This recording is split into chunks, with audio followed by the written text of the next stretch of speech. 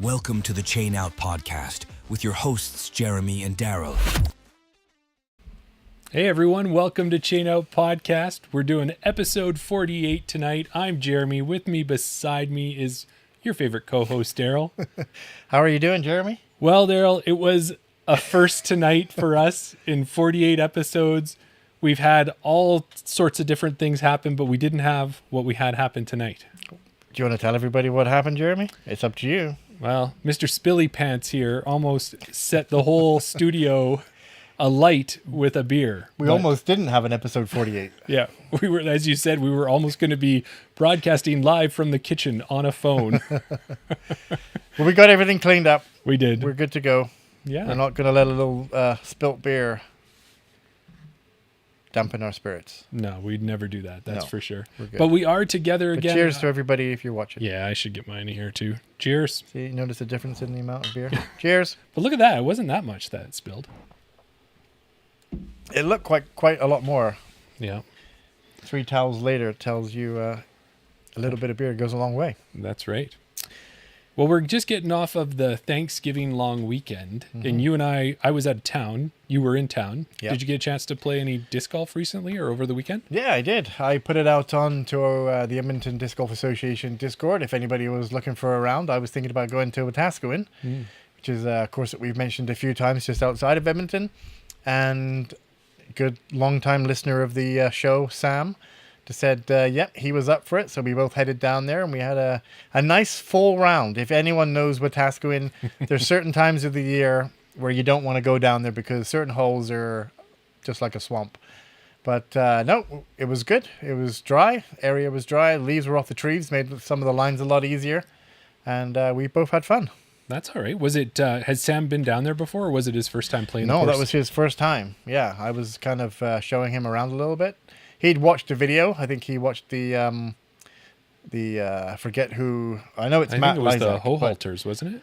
Yeah, Matt Lysak's channel before he became famous on Parked Pro did a disc challenge with Tyler and Eric. And Eric and the third Hawk Halter. We'll get the name. It'll come up there. That's okay. No, it was a good round. Must be the middle child, right? That's probably the one we didn't name. So no, that's good. Yeah, I went down to Calgary. I was there for Thanksgiving, hanging out with my sister-in-law and the rest of my family, and I made a kind of a big trip out of the weekend. Yeah. So we went down fairly early on Saturday morning. I was sitting outside of Limber Disc Golf 20 minutes before they even opened. Wow. That's keen. Yeah, so I was there. I had some discs to pick up. Part of my Limber Pine Cone, I wanted to cash in on a bunch of discs out of the shop, so I've got a bag of those. But another thing while we were there is you had mentioned that behind you, you have discs from so many. We've got Thomas Gilbert, we've got Joe Henderson, we've got Thomas Gilbert, we've got Miss Frisbee's down here. Noah Higgins is there. Yeah, mentioned him. He's just beside Wally. Yeah. So you had said you were missing somebody. I was missing one person that I can think of, but I might be missing a few more now. But one of the guests of the show that we like to have, Casey Hannemeyer. We've spoken to him before. We've spoken to him twice about his signature disc. Excuse me, the Rocket Bear stamp on it. And he had mentioned that as far as he was aware, it was all sold out. But we found out that Limber had some, and then you were going to order it online. Yeah. And just, delivery could be a bit and that. And I was down there. So the Rocket Bear made it home. It did. Now I just got to get it signed.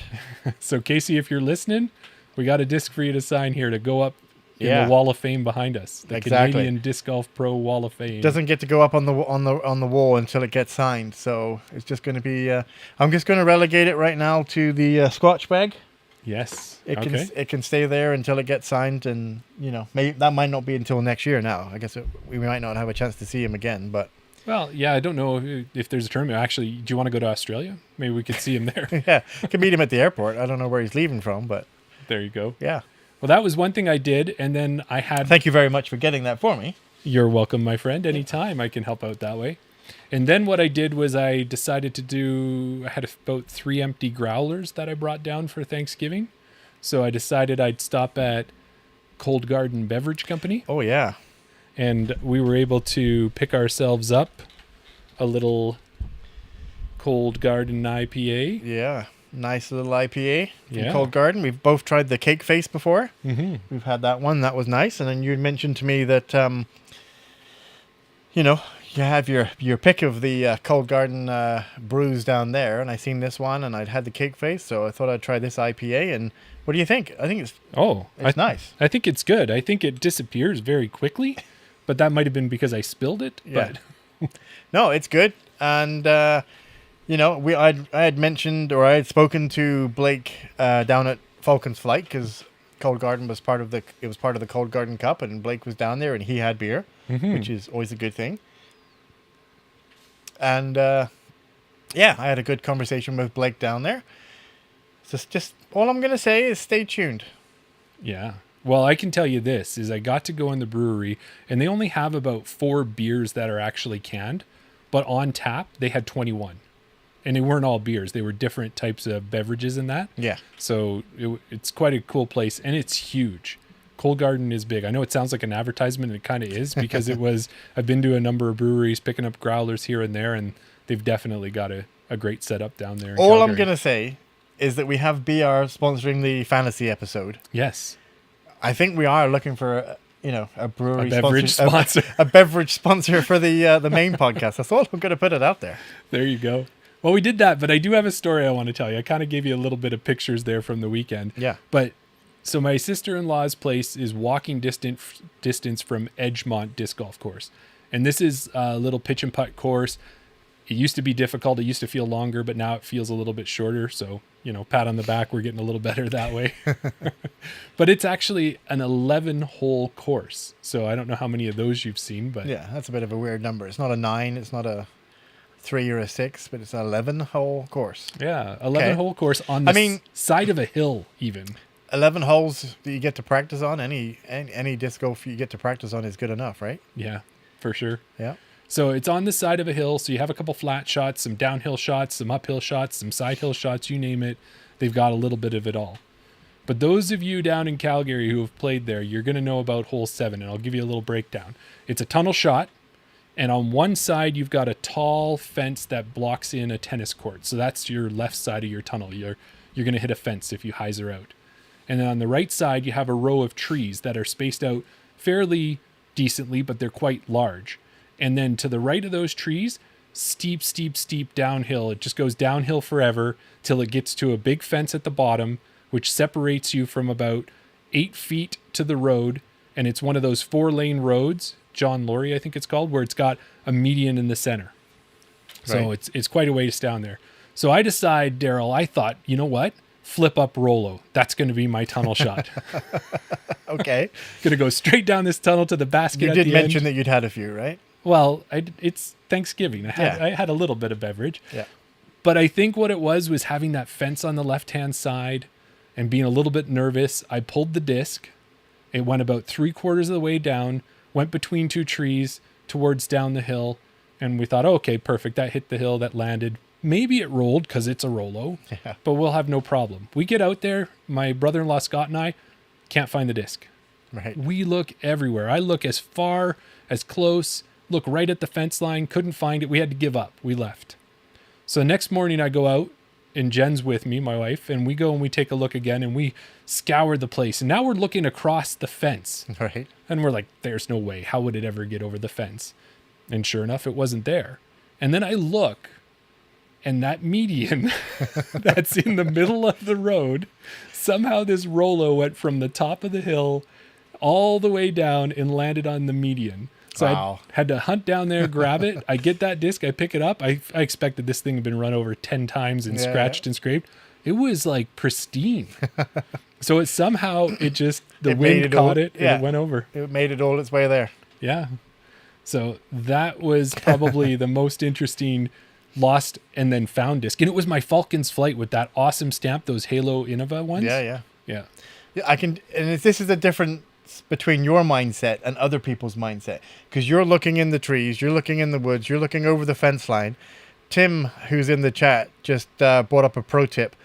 always check the basket. That never occurred to you that it could be in the basket. No. And maybe with Tim and a Firebird, I'd believe it, that it was likely in the basket. But with me, it just wasn't happening. But then I went back out that next day, Rolo back in hand, shot a -5 on the course, and just felt like a god, a disc golf god. So. Did you throw the Rolo on the same hole? No, heck no. I pulled out the Pixel. I put that thing back in the bag. So that was my awesome. Weekend in Calgary. Yeah, sounds like you had a lot of fun, a lot of interesting things happening for you. Yeah, it's a great disc golf scene down there. They've got lots going on, and Yeah, really anytime do. you can get down there is good. Yeah. Edmonton's the best. We love it, but Calgary's great as well. So yeah. the only time I think I'll say that, if it was hockey or something, we'd never be saying that. But No, exactly. yeah. Disc golf is a different thing. Well, Daryl, what do we got happening on the show tonight, buddy? Why don't we let everybody know, Jeremy? So, the disc golf season, the tournament season, is over in Alberta. Is it? Is it? I let guess you we'll know. see. Yeah. We've also got our last Canadian A-tier of the year coming up, and that's the Ontario Provincial Championships. We'll tell you a little bit about that. Yeah. As always, we're going to give you an update on what the Canadian pros have been up to in their finale for some of their disc golf pro tour. Yeah, I'm getting a little sad here as things are coming to an end. It's come along pretty fast. Yeah. But we won't be sad because we have our interview with Karen Martel, and I've been excited to have her on the show for quite a while now. Yeah, absolutely. And then, as always, if the listeners that stay tuned to the end of the episode, we know we always like to shout out the secret word, and we'll obviously chain out at the end. A little preview. Yeah. But okay, here's the question that I wanted to put out there, and this is to the listeners who are in the chat as well, is when does your tournament season end? Are you done now? Because like all of the big tournaments, even out here with Cold Garden Cup Championship just finishing up, and it just doesn't look like maybe there are big tournaments left on the schedule. All the A tiers are wrapping up in Canada. Don't see a lot of B tiers either. So when do you stop playing disc golf? When is your tournament season over? What about you? Well, it's a good question. And that is exactly why it kind of leads back to something that we were mentioning earlier about me going down to Wetaskiwin. It's not, the disc golf season, the tournament season might be over, but Kristen Swirls and assistant to the tournament director, Tim Plamondon, are putting on a get in, get out, get rated event. Yes. Yeah. And then we also have Glowies. We have Glowy League. We have Winter League probably coming up as well. So disc golf never ends, I think. But tournament season, it can. Yeah, I think we're coming to the end of the tournament season. I think for me, whenever I've decided that's my last tournament, whether it be August, October, or November. Whenever, I don't necessarily. It's not going to be when disc golf ends, Right. Like when the pro tour ends. Yeah, it'll be on your terms, hey? Yeah. Well, some of the things, too, is why I kind of threw that out there with a question mark is because I did go on to Disc Golf Scene, and I looked, and there's still a heck of a lot of disc golf you can play. Maybe not always the formal tournaments, but there's still events. So one of the ones that I've heard lots of good things about is Rundle is having their Rad Halloween Glow coming up on this Saturday. Yeah. And our buddy Mark Thompson played it last year. And from what I understand is this is held at Rundle Park, but it's not held at the regular holes. Like they're playing in parts of the park that we never go to. The disc golf course doesn't even brush against, and they're setting up holes to play glowies on. Yeah. And I think that's one of those things where, from what I understood, because you're playing holes you've never played before, and it's dark, and you have the basket lit up and your disc lit up, you sometimes don't even know what is in the fairway. Exactly. In the fairway, in the air. Yes. You don't have to keep your disc low, keep it high, keep it go hyzer. What? You don't know what to throw. As long as you can see the basket, I think just throw it straight. Throw your straightest throwing disc towards the basket and hope for metal. Yes, yeah. And I know that Joey's a big part of organizing that one, so that's a great event that you could enter. Also, Matt Riordan has a C-tier happening this Sunday coming up at Red Tail Ridge, and registration closes Friday at 8 p.m. if you wanted to get into that. We talked about the get in, get out, get rated. Yeah. The other thing that's going on, Daryl, this We year... should just say that's a one-day, two-round event, Sunday, November 3rd. Oh, yes, Yeah, exactly. throw out the date for anybody who's interested in that one. And if you don't know what get in, get out, get rated is, it's a C-tier tournament in this case, And it is set up for you to get a PDGA rating, and that is the goal of it. You go out, you play the best you can, get the best rating you can, but it's not going to have a big, huge players pack. It's not going to have... There's no players pack. Yeah. There's no lunch. There's no anything. It's go and play a round of disc golf, or two rounds in this case, and both of them will be rated, so then when the second Tuesday in December comes around, you're going to get a rating. Yeah. Well, actually, you'll get it before then. You'll get it the second Tuesday of November. Yeah. So that's awesome. It does what it says on the tin. Get in, get out, get rated. There you go. There you go. Other than that, though, there's another cool event, actually 6 cool events that are happening in Alberta, and they're all space or ace races, and they're happening across the province. Edga's got one in Edmonton. Yep. That's got 79 people registered when I last looked. Limber is putting on one in Calgary that has 90 people registered. 90, Daryl. Yeah. And then there's also one going on in Fort Mac, one in Grand Prairie, Park 96 in Calgary's got one, and then also another one in Airdrie. And I got to tell you, I'm excited for this one. Yeah. You're already signed up? Yeah, I'm signed up. Did you sign up? I didn't.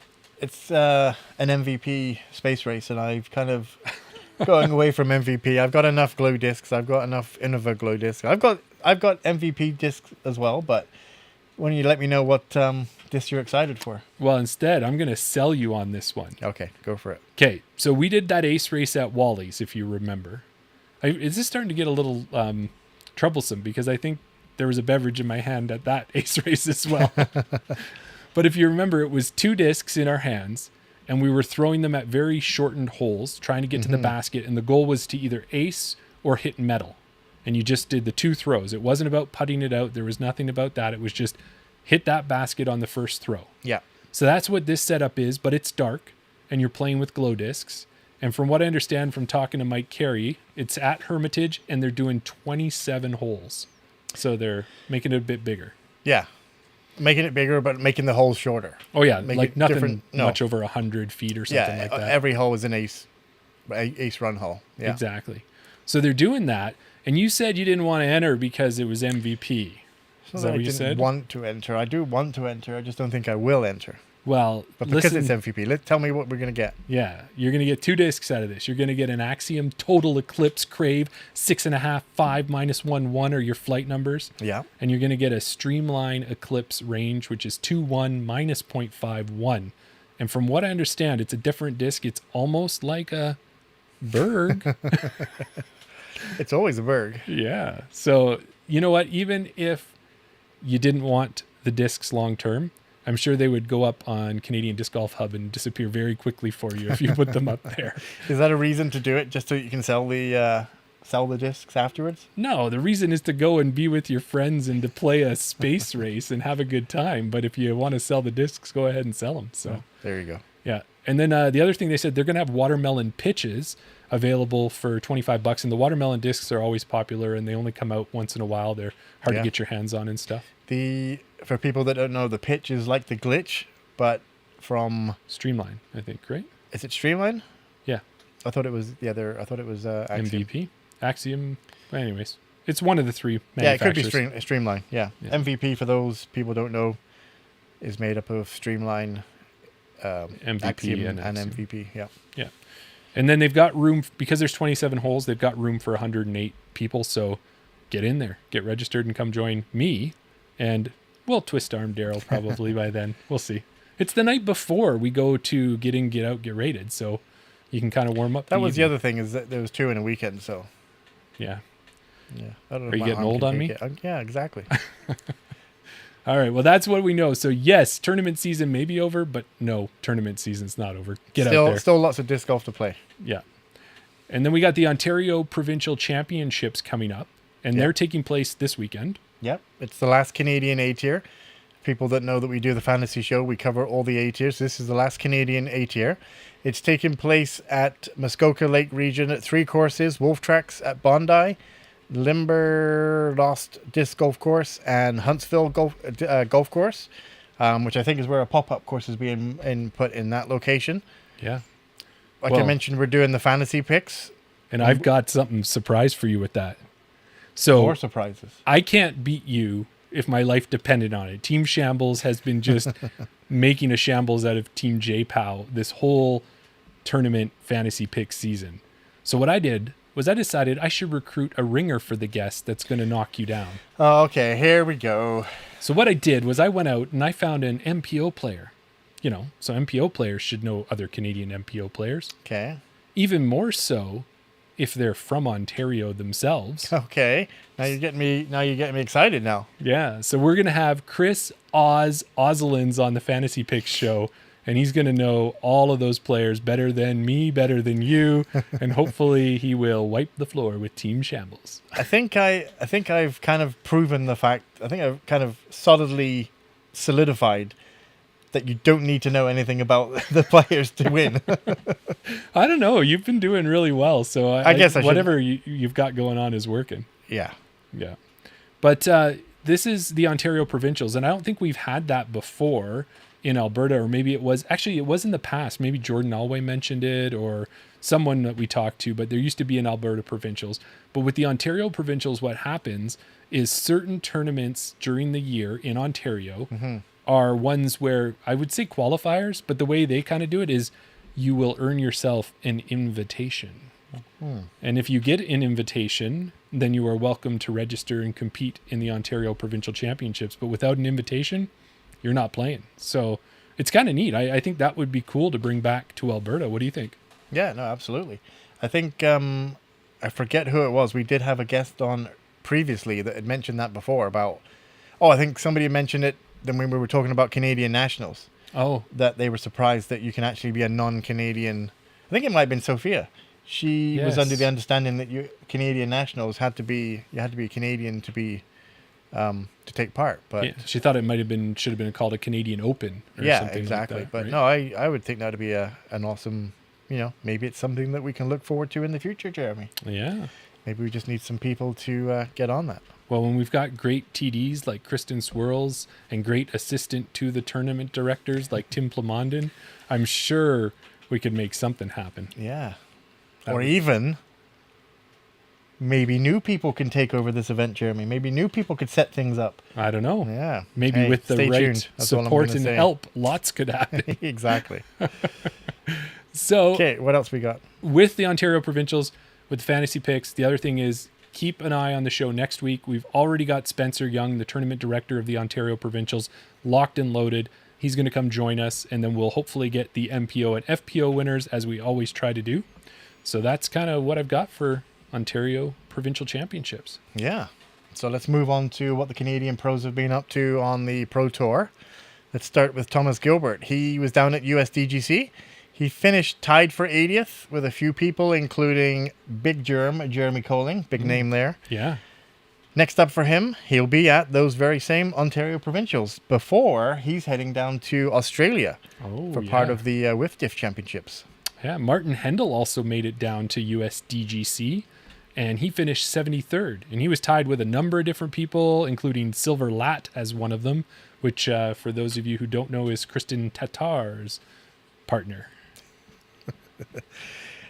Speaking of the Hendels, Sandy Hendel was down there as well. She was taking part of the Throw Pink, the 50th. She placed? Okay, what's WDGC? Oh, Winthrop. Yeah. Women's Disc Golf Championship? Yeah. She placed 50th.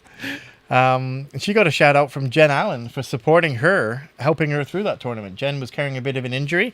She definitely gave Sandy a shout out there for helping her. So that's good to see. Yeah, that's awesome. And Sandy just put up some photos on Facebook today of her and Martin's experience down there, and Jen was definitely in one of those photos. Mm-hmm.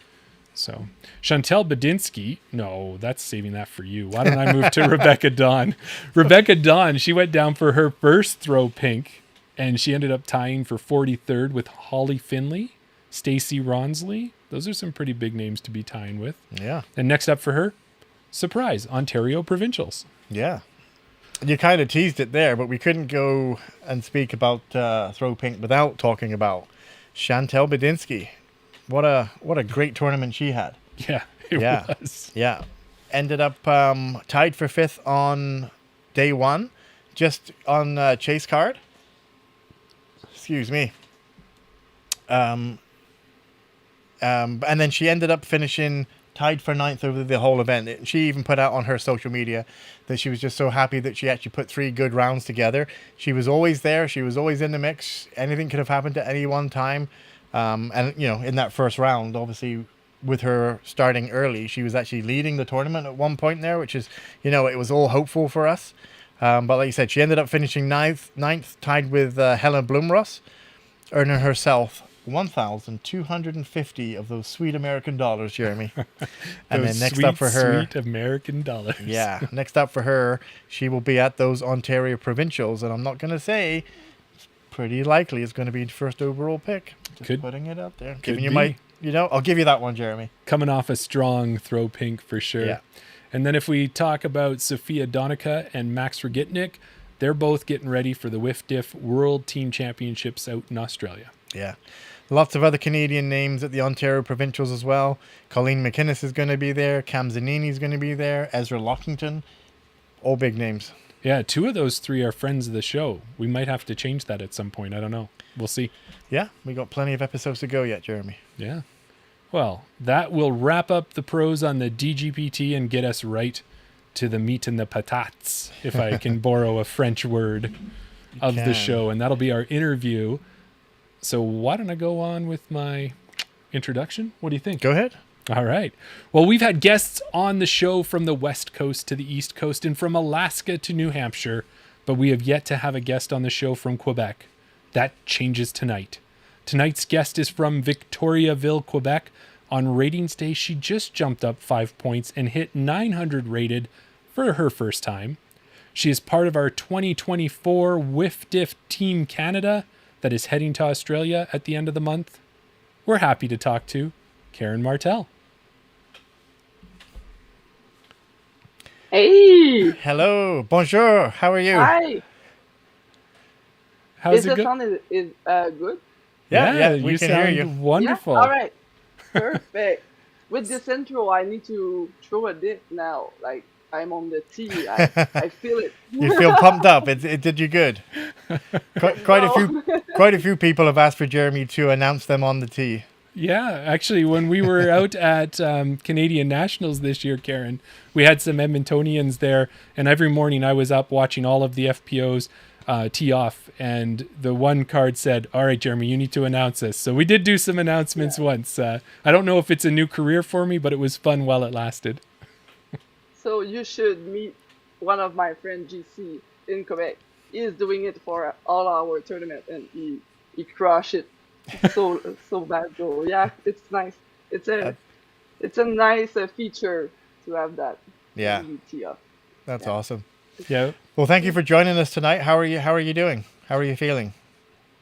I am happy to be here. I hope you will be enjoy my accent, and yeah, it's pretty late here, so maybe some English word will be more hard. But, yeah. Well, we're very excited because, as we said, we've had a lot of guests on, and I know you and I have chatted on Instagram a number of times, and we were just trying to line this one up. So it's so excited to have you on, and as our first Quebecois guest as well. Yeah. Yeah. Le français. Ouais. So we got to say congrats, as we said in the introduction. You hit 900 rated. And when I was doing my research on your ratings history, it looks like since about August 2023 last year, you got over 890. And then it's been a battle with the PDGA more than anything else to try and get over 900 or to get to 900. How has that been for you and how excited? Yeah, that was a battle, not with the PDG, but with my body, with myself. Because, yeah, my head was very ready for that. But, yeah, I had a couple breakdown with my body, a couple pain.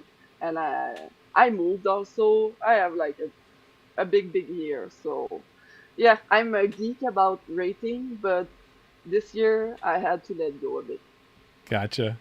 Well, and the reason I said the battle with PDGA is because we've talked to a few guests where it feels like they're trying to get to 900 or they're trying to get to 1,000.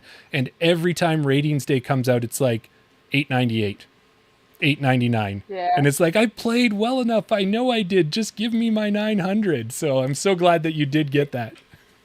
Yeah, it's funny because Cam Zanini, Yes. He wrote me when I hit the 900 because he was like struggling to have his 1,000. And yeah, he wrote me, "Allons-y, you got it." So that was That's awesome. It's good to see other Canadians supporting other Canadians. Yeah. sure. That's For fun. sure. I'm so sad that I missed the national this year because I think that was my first since 2018. So Oh. that was very far for me, but everyone was there, and yeah, I was a bit sad to miss it. Yeah, it was a good event. And I think Daryl and I have already talked about it with it being in Ontario next year. I'm definitely looking to come out and go east for that one. You should, because Project 15 is a beauty. It's a good one. Yeah. Yeah. Oh yes. Well, and I was looking as I was doing the research on you, I was trying to learn my geography a bit, and I found Victoriaville, Quebec. And so you're, what, halfway between Montreal and Quebec City? Is that kind of where you're located? Yeah. So you have Quebec, Montreal, and I am right in the middle, like south. Okay. Right. Okay. I'm 2 hours from the border for Smuggler's Notch. So Okay. for Grand Market, yeah. Yeah. Well, and I went down a Wikipedia hole there too, Karen. So you got to tell me if some of this stuff is true or if it's just Wikipedia. But is Victoriaville known for maybe not disc golf discs, but hockey sticks? Is that one of the things that? Yeah. Yeah. Yeah. Oh, I wish I had it. Yeah, I have one from my uncle.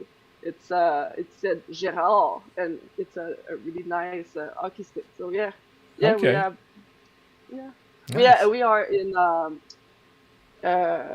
industry of woodworking here. So Right. Oh, gotcha. So everything about the wood. Yeah. So I'm working in woodworking. So oh, cool. Awesome. Yeah. So that was one thing I saw, and I saw the other thing maybe is Sir Wilfrid Laurier, Prime Minister, on our $5 bill, spent a bunch of time in Victoriaville. All right, I got my yeah, research we right, have Daryl. You did. yeah, you got it. We have a museum and his big house here. Yeah. Yeah. Okay, cool. You get more than just disc golf content on this podcast, Jeremy. You get Canadian history. Yeah. So good. This podcast Yeah. is It's always good Perfect. when he gets his research correct as well. Which doesn't always happen, Karen. and you have to know that the poutine was created here in Victoriaville. Oh. There is a battle around Victoriaville, Warwick, Drummondville, but we have the poutine. Yeah. I was going to say, how was that not the first thing I saw? That's like one of my favorite things.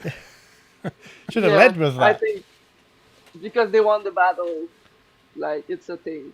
That's Gotcha. about the poutine. All right. Well, I know what I'm going to tell everybody when they ask me if I know. I'll say Victoriaville, hands down, because Karen told me. Yeah. So, Yeah, But- it's the best. well, Karen, one of the things on our show we like to do is we like to ask our guests how they got into disc golf, but we like to do it a little different, which gives you some time to think about your answer and gives our guests a chance to guess what I'm talking about, or our listeners. Yeah. So I kind of went with a Halloween theme here. So here goes. So Karen, maybe when you were young, you and your family moved into a large house on a hill in a small Quebec town. The townspeople told you that the house was haunted, but that didn't bother you. You explored the house and ran into the ghosts of the disc golfing couple that previously owned the house. They were a lot of fun and taught you their skills. The way they made the discs float was amazing. There was a mischievous ghost who tried to ruin it all, but you were able to outsmart him by saying his name 3 times and sending him back to the underworld. You've been haunting your opponents with your ghoulishly good skills ever since. Well, maybe that's not quite how you got into disc golf, but why don't you tell us how it really happened? Wow. You know what? I'm very scared about haunted house. I'm not good at that. No. Yeah. So you want my song? Yeah. Unless Yeah, unless so I got my- it right. No. No, I will not enter in the haunted house for sure. But it's a pretty typical way to be introduced. The father of my son discovered the sport from one of his friends from I think he was traveling in BC, came back and discovered a new thing. Yeah, so my son and my ex was playing together, and that was the family activity. And I was looking at them, and I, I, I was seeing the potential of the sport. So at first, I was very into the development of the sport because that was a very nice activity for them. But we didn't have a course in Victoriaville. So we buy a skill shot basket and 5 magnets from Peter Lizat. And yeah, I practiced some putting with them, and I played on a course, and yeah, I was hooked pretty fast. So that's how I start playing in a putting league in winter. Okay. And yeah, after that, I played my first round in Mont Am, a little 9 course in a mountain that Peter Lizat designed, and I hit every tree on the course, and yeah, but I discover like the community, the people, like all the potential that the sport had, the accessibility of the sport. That was so nice. So I I wanted to be involved quick in our local club and Yeah. running event, and then the PDG event start in 2018 in Quebec, Hmm. almost 2017. Now, And then the statistic hit me, rating. I was geek about it, and yeah, so I was hooked about the very like competing side of the sport. right. Yeah. No, that's, yeah, that is awesome. And it is such a funny way that this sport will grab you like that. But it seemed like you said you had a lot of good ideas about when you started disc golf and started competing in tournaments. So I have a question that I tend to ask some of our guests, and that is, do you remember the first PDGA sanctioned tournament that you played in? And don't worry if you don't, because I have it here. Yes, yes, it's the championnat provincial. Well, you could Is tell it me because my or the French is. Outaouais Open? How about tell me if I do it right? Is Challenge Belle Rivière, Mirabel, Quebec? Would that be your first? Oh, it's the first one. Yeah, well, that's what PDGA says. Whether that Yeah, yeah. truly is Okay, or not. PDG is always right. No. Yeah. Yeah. So no. Yeah, you were tied for third FA2 with Brenda Cox was who you tied with that one. So Oh, yeah, yeah. Okay, now I see. Yeah, true. Okay. So, okay, yeah. good. I got verified. There you go. Okay, so it's been a long time, but yeah. Yeah. Okay, so my first one was Belle Rivière. Yeah. Yeah. No, that's awesome. Well, and also with my research, I do some digging through your Instagram or other things. Sometimes Daryl calls it stalking. I just call it researching is what I do. But do you have some hobbies outside of disc golf as well? Maybe bowling or kangaroo jumping? Uh, yeah. I did some bowling. I was working in a bowling room in Oh, when I was at high school. My father had like a part of the bowling thing. Yeah. So yeah, I clean a lot of alley of bowling. oh, yeah, yeah. Yeah. So yes, I played a bit. It's been a long, maybe 2 years. I think that was the last time I played. But yeah, I'm doing a kangaroo jump with my sister because my sister is the instructor of kangaroo jump.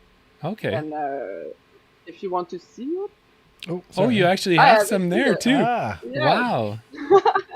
So I yeah, was. so it's elastic here, Yeah. and it's just good for the articulation, like the Okay. impact Oh yeah. in the body. So it's why Now, we when use I've it. So, I've never done that before. Does it make you like say you're running with those on? Do you run faster? Does it give you a bit more because of the spring? no, No. no, it's It's not just for the faster. impact. It's more cardio and it's better for the impact. Yeah, Okay. it's this thing was created for um the athlete that was in pain, just Okay. Okay. to yeah, for the recovery. So, yeah. So they're more for fitness. I mean, would you run in them, and would you have, like, are they for fun as well? Can you have fun in them as well, or You are they can just have more? fun. Yeah, I mean, we can have Yeah. fun when you're running, but they're more designed Sure. for fitness and that sort of application. Yeah, you will have fun, but you will have fun and sweat a lot and Right. be red. Yeah. And I gotta ask, you've never tried to disc golf in them, have you?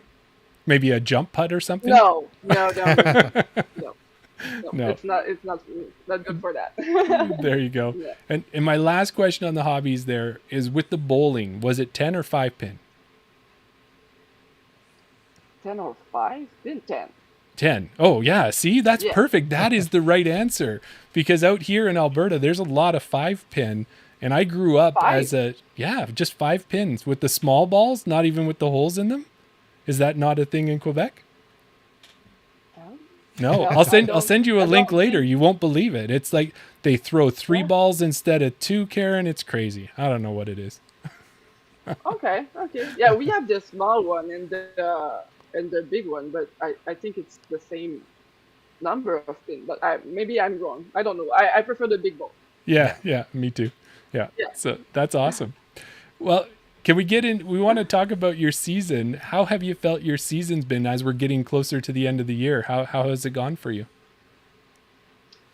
This year is a strange one.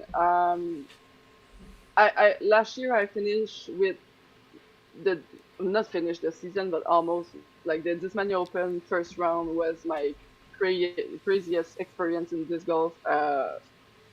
Live on Disc Golf Pro Tour, and yeah, this experience put like a lot of things in my head, and I say yes to Australia in November, Mm-hmm. and then I had a bit of maybe pressure. I don't know. I wanted to perform, but my body, like I said, I had some trouble with a lot of things. My knee, my back, my elbow. Um, so now I know every part of my body. So it's great. Yeah. I know how I need to be to listen more my body and be more prepared. But yeah, so I have a lot of tournament that I had a very great round, and another one that was not great because I was tired, exhausted, or in pain. Um, Right. yeah, and there is a lot of reason why it's not yeah, it's life. I need to work, I need to there is a lot of thing around uh the disc golf round. So yeah, I it's why I'm not very happy with my season. I'm not mad, but I know I can do much better. But Hmm. I have also a crazy life. So Yeah. Yeah. You know, Daryl, that's one of those things that I don't think people realize, especially about our Canadian pro players, is that they are working still 9 to 5, Monday to Friday, and then traveling long distances sometimes to play a tournament on a weekend, trying to get some time off, maybe taking that time, using their vacation, taking time off unpaid. It's Yeah. not like Gannon Burr or some of those big names who can just tour and that's all they focus on. So, yeah, it's a big deal. That would take a toll. Yeah. I know. yeah, We'll. I'm curious to know how I like what is my potential if I will be just free and just disc golf because I'm able to reach that level with like no free time. So yeah, Yeah. I'm curious to know. But yeah, I'm now 37, so I'm doing it because my son is 18, so I have like my free time is disc golf. But yeah, it's just it's not my career. It's just for fun and Yeah. you where I can bring the disc golf with me and see how I can make shine the disc golf, the Quebec scene, and Yeah. Right. grow the sport. So, Yeah. yeah. And that kind of we'll touch on it a little bit later on as well, but that also hits home how important it is for our Canadian disc golfers to be sponsored. Like any sort of anything that they can have to help them, travel to events, cost for discs, anything like that that we can get our Canadian disc golfers, if they can get sponsorship, it's all going to help out in the long run, right? Yeah.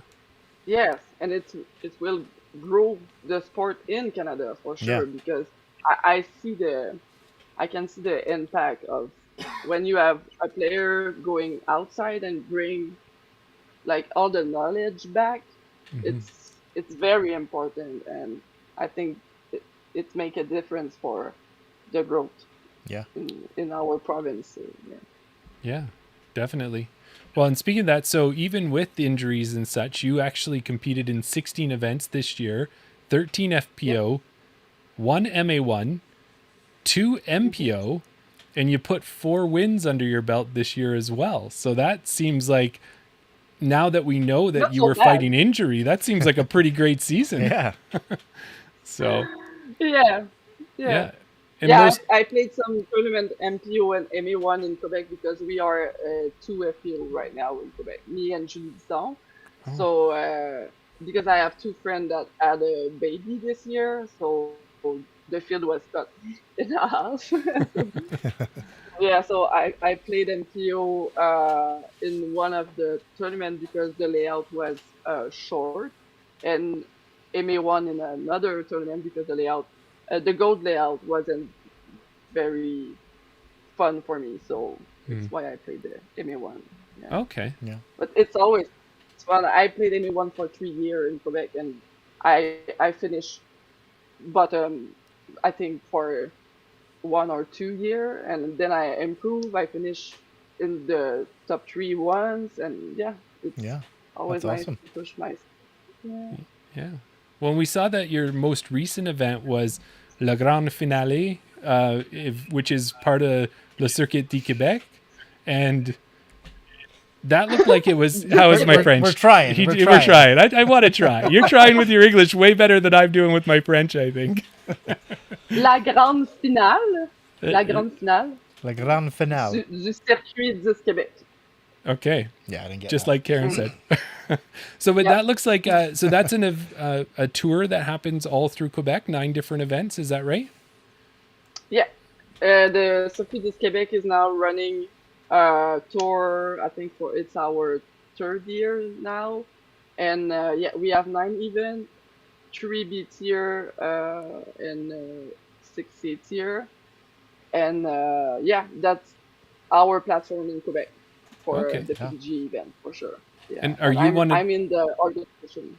Yeah, Yeah. there you go. That's what we were wondering, because I saw one of the videos where you were announcing the raffle winners and that type of thing. So it looked like you were, if you weren't involved, you were volunteering very heavily. So Yes, in the past, Peter Lizotte was running like the Quebec Disc Golf Tour with Michel Saint-Pierre, and then he stopped, and like 2 entities appeared, the Série Disc Golf Québec and the Tournée Pro-Am, and then we merged. So okay, me and my friend Jessica Desrosiers, we worked together and put the Circuit du Québec with a lot of people around us.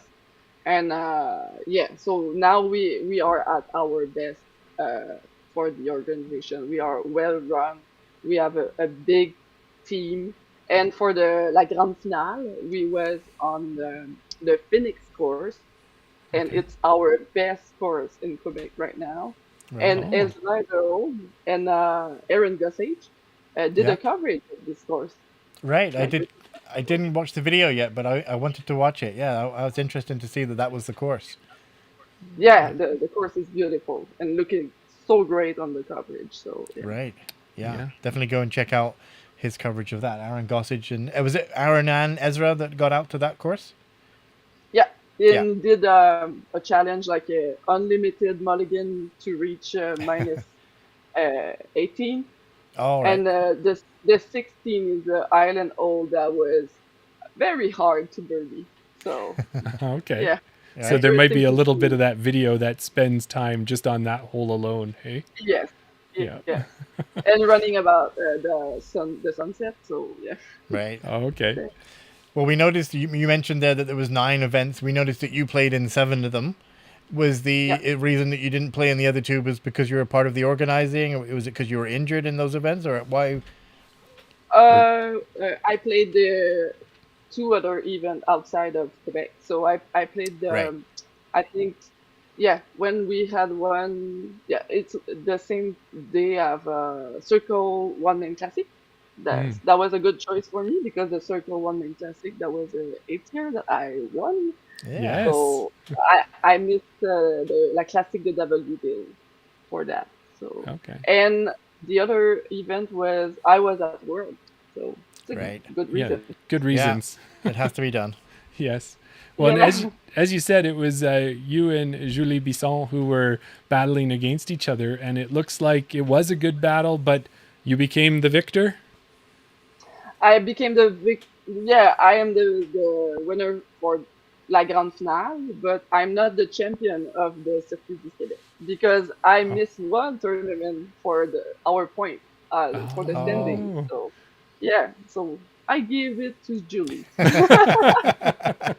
That's very nice of you. Yeah. I don't know if Julie feels the same way, but we'd have to ask her. So no, that's great. Yeah. And it sounds like you've got with the merging of the two groups and stuff. Is the Quebec disc golf scene pretty strong right now? Is it the best it's ever been?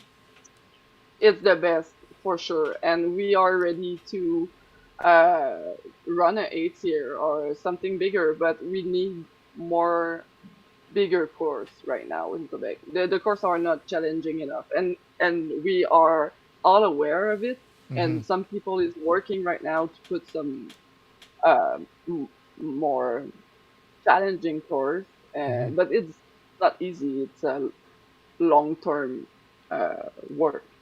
So Yeah. yeah. Yeah.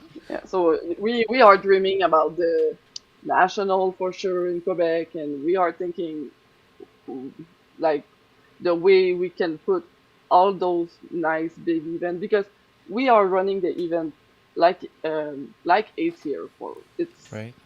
our people are very good and everything is there. We just need a bigger hole to play Right. and elevation also, and yeah. So Well, the what? Le Phoenix is one course that is nice for that for sure, but the future of the course is not uh like it's not sure for Right. the next year. So we'll Okay. see. Okay. Yeah. Well, so at least we know a course that we do have to check out when we get to Quebec, because we like to put a list together with all of our guests of where we should play. So Le Phoenix would be the place to go then. Yes, and we have Rouville that was our championship level before the Phoenix. So it's a nice one on a golf course also. A bit Okay. open. The elevation is not there, but the distance are there for sure. Right. Right. Okay. Yeah. Good. There you go. There's 2 courses for us to check out, Jeremy. Yeah. Mhm. Well, and when you said that you'd missed that one tournament, you had missed it because it was in August, and you had headed down to Lynchburg, Virginia to go play in Worlds. How did you In enjoy my car. you drove down, Yes. Yeah. and That was how, my second time driving down there. I did it for the Pan American last year, and I stopped on my way down. I stopped to New London to see the course and to just be sure that that was a course that I was able to play for Worlds. So yeah, I did. I did it this year too. I drove. I slept in a rest area somewhere, and then 10 day of Airbnb. That was nice. Wow. A very nice experience, and I played the Worlds last year at Smuggler's Match also, and I think Virginia was a bit more VIP experience. Oh, Okay. okay. Yeah, we were going to ask you Yeah. what your experience was like down there. We heard that the courses were hard. There was lots of OB Hmm. and a lot of rollaways as well. Is that what was your experience of the actual courses down in Lynchburg? Yes, a lot of OB. I was surprised to see that my distance was enough for don't be destroyed by the course. My Mhm. distance was I saw some FPO with less distance than me, and that was hard for them. Some Okay. carry over OB was just impossible to cross, so that was a Right. bit too much. I think the IVA was a course that was just putting ten FPO player able to win the worlds. for me. That's my opinion. But yeah, so but New London was more fair, I think. Right? But it kicked my ass. So Oh, yeah, That's a fair way to put it. yeah. Well, that was it. When we watched the coverage, we would see that there was that one hole. Do you remember what number it was, Daryl? I don't know, but it was the one where they were putting on it, and like James Proctor had a crazy roll away, and it seemed, was it 14? And yeah. did you escape unscathed, or did it get you for one as well? This hole was one of my favorite, and I Okay. don't know why. The approach for me was easy. I was playing with I was approaching the green with my mana, Yeah. and that was perfect. The flight was just matching the hill and just softly land, and yeah, I didn't have trouble at all with There you that go. hole. But also, I was not running 50 putt, Yeah. 50-foot putt. Yeah, Right. I was playing safe. Yeah. Yeah. That's what pays off. Yeah. Mm. But that was a very fun world, and overall, outside this golf also, we had access to a pool all week Ooh. long, free food, Wow. alcohol. We have like a VIP RV with AC to watch 18 green. So much thing that was Nice. very nice. And Lynchburg gave us like a little player pack with some sunscreen, a little fan, just couple gifts that made a difference. Yeah. And everything was saying Lynchburg love you, so I was in love. Oh, That's awesome. yeah. Yeah. Well, Jeremy keeps trying to convince me, and he has this thing with going to amateur worlds, The Masters. Yeah. masters worlds. Yeah. How Yeah, would you for sure. recommend? Yeah, would you recommend going to worlds? Is that a thing that you would definitely say is something that everybody should do at least once?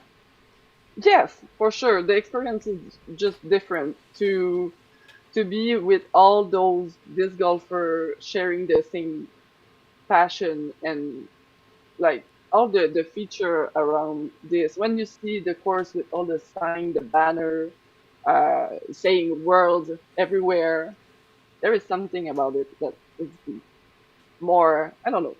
It's nicer, bigger, and I think it's worth the cost. Yeah. Yes. Sometimes it's, you see the cost and you're like, oh, but you have some nice player pack for amateurs, so you Right. should. I don't have anything about. I have sunscreen and yeah, Sunscreen and a so, fan. and I give my money to Kristen or Evelina this year. So There you go. yeah, Well- take my money. Well, it must have been nice too, playing down there, as you said, as you got to see that your throws were matched to the course and you were able to out throw some other competition. And then I'm guessing too, I didn't get a chance to look at the cards, but did you get a chance to play with some of the pros that maybe you enjoy watching when you're up in Canada and they're down on the tour? When we play Worlds, the field is cut in two fields. So you have the C pool and the D pool in FPO. So I was in the D pool, and you compete with the D pool for 2 days, and depending on your score, you switch. Okay. Right. You're better than the rating said. So I played with some FPO in the D pool, and yeah, some of them I know her because I played with her in other tournaments. So, Right. but I played with Taylor Chosek? Chosek. Yeah. Chosek. So yeah, that was fun because I was following her on Instagram, Yeah. and to see her distance in live, to see that I'm throwing my big distance driver and she is throwing her slow mid range on the same hole, like the Yeah. 400. Yeah, so it's Yeah. crazy. But yeah, I played with her. I played with Kat Johnson, I think. Oh, yeah. Right. Did I Yeah. play with Kat? I'm not sure if I played with Kat. So yeah, I played with a lot of people. No, Yeah. I and don't I think, remember. It's all merged in my head. well, I think that's what they say is one of those nice things is you get to play with people that outside of Quebec, and instead of just the Yeah. normal players. And so it's not you and Julie, it's a whole bunch of new players. Even if it is Kat Johnson's down in Ontario, you might not get to see her every day, or Taylor Chosick's out in, I think, Washington or Oregon, and she's coming out, so you get to play with a lot of different people. That's cool. Yeah. But we saw Yeah, something it's why even I'm going out of Quebec a lot, because I need to catch some field around, because to play with the same people again and again, it's not very good for the growth of my game. So I like Julie, and I like all of my friends that I play with them, but I need to put me in situation that I'm in a field of at least 10 FPO, and I can see me in the top three, and I'm Yeah. not mad if I'm not winning. I'm happy if I'm in the top three, but maybe I can win. Like, Yeah. it's right. the best position for me. And it's, yeah, when I choose my tournament, now I'm trying to see the field if I can, and uh, trying to have a good balance of tournament that I know I'm just playing for fun or for learning because the field is very hard to beat, or and I need to have some tournament that I know I want to put me in a zone that I want to win it and have a pressure. So yeah, Yeah. it's like main state championship this year. We have Ali Smith, Vicky Lorenzen, Maria Oliva, Yeah. Erika Stishkom, Sarah Ockham. So much great FPO that I know. I don't think I will beat her, but maybe, who knows. But Yeah. I want to play with her to see the game and, yeah, Yeah. become better. Yeah. And I made the top 10. So There you go. Yeah, there you go.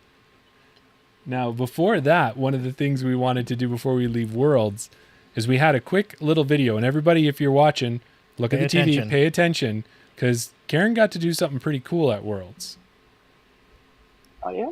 Ah, There you are. the most stressful moment of the world, I think. Yeah, so a lot of other people carried flags, but the important person, you got to carry the flag in for Worlds. So how did that happen? How did you get Yeah. chosen? It's the second time I'm carrying and the reason why it's because I'm always early to do my check-in, and they asked me if I want to do it. So I'm the first Canadian to check in, and so Right. I'm like, okay, yeah, I can do it. This year I was, yeah, I can do it. But after that I was, oh, maybe I need to leave it to someone. But Yeah. you know what? And the funny thing, it's we are carrying the flag in the uh, Order? Yeah. alphabetic way, Order. So Yeah. there is nothing before Canadian. I was the first one, Right. Yes. and yeah, so I'm like the I don't remember what his name, but the guy was telling me how to walk, when to do it, and I was, yeah, okay, yeah, I'm not stressed at all. And I I'm don't. carrying the flag. I'm seeing like Simon Litzot and everyone from like Kristen Tatar with the Estonian Yeah. Yes. flag. So anyway, yeah, You're in good that's funny. company then. That's what you're saying. Yeah, and I think you Yeah, did well. Because I know for me, Thank you. Karen, I'd just be worried about tripping and falling down those stairs, and you made it down I and was. had the flag. It was all good. Yeah, and the roof was very low, so I was like, That's awesome. Well, but it's a fun experience. for sure. Now, you had mentioned the main classic, but we saw that at the beginning of the year, you played the main classic and you won that one. Am I right? Yeah. Yeah. Like, Yeah, and the Circle One main classic, I won that one, and I played the main stage championship. It's Right. a different one. So yeah. okay. Right. Yeah. Okay. Yeah. And when you were at that tournament, that one was a 4-round tournament and only 4 FPO made it to the final round. So did that make it for Yeah. an even more interesting final round, knowing that there was only 4 of you in it? Yes, that was interesting. I think the only experience I had about a cut to play, it's a World last year, and I knew that I will not play on Sunday. But for that one, I knew that I wanted to play for sure. So that Yeah. was I played the safest game of my life Oh, in Right. that tournament. Yeah, a bit. I have to say a bit boring disc golf, but that was the way to win it. So Yeah. yeah, There you go. If that's what you yeah, have to but do to win. yeah, because the first course we played was a funny one. It's the demon on Devil Groves, and it's a like a hilly course, very short, technical, and everything can happen on that course. So if you are aggressive, you can have some bad luck. And I was for sure not putting me out of that tournament on that course because I would be mad. So yeah, I played the safest game ever. Yeah. Almost jump putt on the tee. So yeah. Well, whatever you did, it made you got to the final, and then we had her on the show last week. Rose Shurtick came in a close second behind you. I think she was 2 strokes behind you there. She said that you became good friends and you've had a lot of good times together. How's Yes. your experience? How's your friendship with Rose, or should we say It's Crows? yes, Kroos. crows, Kroos and Kroos. Ren. crows and Ren. Yeah. Yeah, yeah. It's funny because last weekend crows shows up on the first round at Booster Ridge, and Ren shows up on the last round at like grand finale. So anyway, Yeah. so yeah, our friendship it's so nice because we have the a game that is very like we can challenge ourselves, and it's always in a fun way, so we can just be funny and be competitive in the same time. So I really enjoy to play with Rose, and the outside ground is also very nice, and yeah, Well, I like it. And when I played the Circle One Main Classic, the last round she chased me like hard. She chained out on the last hole. No, she almost chained out. Yeah, I think she chained out on the round 3 on the last hole, and she tried to reproduce it to push a playoff, and I oh, was scared because when she's on, she's on. So Right. yeah, that was funny. So I liked this challenge so much that I think 2 weekend after that, I wrote her, "Hey, you are at Yin Yang in the New York State. I will come." And I oh, played the tournament with her. That was fun. That Nice. was very fun. yeah. Well, we Yeah. could see that the friendship was growing even just in those posts you put up on Instagram with the 3 of you, with you and Rose and Pat La Patate. It looked like Pata pata. an amazing time. Yes. Yeah, that was very entertaining, and I'm so happy that she came in Canada and yeah, crossed the border, and I think Yeah. she liked Canada a lot, so Yeah. she will be back for sure. Yeah. Yeah. Well, we mentioned to her last week that Nationals is coming Eastern Canada to next year, so that'll be another big tournament for her to come up. And I think she'd mentioned that maybe you would convince her to come back up for that one. So we expect to see her up Yes. here again next year. Yes, and I want to see her in Quebec for sure also. So we will make it happen. Yeah. I will put a nice event to bring Rose in Quebec. Yes. Yeah. And Yeah. then she can experience where the original home of the poutine as well. So she gets the real deal. Yes. Yeah, because she ate one of PEI, but it's not the same thing. Yeah. There you go. With shredded cheese, it's not cured cheese. How dare like they? Victoriaville. Yeah, agreed.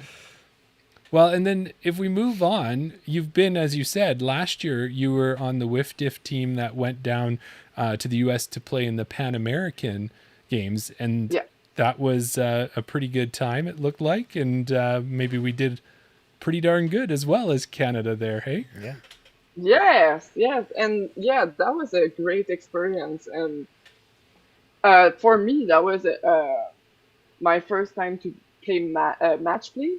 Okay. I had no experience in match play at all because we don't have that kind of game here, and Yeah. we are working on that in Quebec to put more match play because I think it's a skills that need to be practiced, and right now I don't have a way to practice it in Quebec, so Right. it's or with friend, but it's not the same thing. It's not like putting like a casual match play. It's not the same thing that very like Yeah. even. So I enjoyed their experience for sure. The chorus was so nice. We were surprised, but at first we were supposed to play the W.R. Jackson, Right. Right. Yes. the chorus Yeah. that The closed. Beatles. Yeah. Yeah, so they changed it for Langue Pound, something like that. Right. And that was a nice surprise. Very, Right. very nice, of course. Yeah. Right. Yeah. So, if you can tell us a little bit about how the event was structured. As far as we know here, we know that on round one, it was a round robin play, and that was for 2 days. That's right. Uh, just repeat, sorry. Oh. One what? So it was what we call round robin. It was part like the match play. It was the how would you describe round robin? Kind of each country was playing against the other countries to Right. see Yeah, how yeah. they. Yeah. So, we had some match, like MPO between MPO. Right. Like we had a MPO 1, MPO 3, MPO 1, 2, 3, MP 41, 2, and FPO 1 and 2. So Right. they put some, and we had some match, single match, double match, and a lot of different Yeah. match that did a great result for us. And the last match was very interesting, like Thomas Gilbert and Sophia Right. Yes. against Johnny McRae and Emily Beach, Oh. Okay, yeah. Yes. Okay. if We I should say- remember well. We should say that there was 5 teams that was participating. Right. It's Canada, USA, Colombia, Mexico, and Panama were all down there representing. Yeah, that was only 3 because Mexico Okay. and Panama had trouble with the visa, I think. So Oh, okay. Oh, So gotcha. who That has- would make sense. we was US, Canada, and Colombia. Yeah. Gotcha. So that was a little edition of the Pan American, but it's like a seed that will grow for Yeah. sure. Yeah, absolutely. Yeah. Well- The format was nice. The event was nice. So and it's always nice to represent the country, and I think it's a good way for these girls to grow and be visible for the most important thing in the world. I think it's the Olympics. So maybe Yeah. in some way we will get there with all those great events. So Yeah. That would be good for sure. And now, probably for our listeners, as well as for you and me, I think, Daryl, is that I've heard of match play, Karen, but as you said, I've never done it as well. Can you tell us how does match play work in that setup in a tournament? yeah, so I was pretty new to that, and it's very strategic. Okay. So it's instead of the score, it's you win the hole or you lose the hole. So if Oh, you right. win the hole, you have 1 point. If you lose, -1.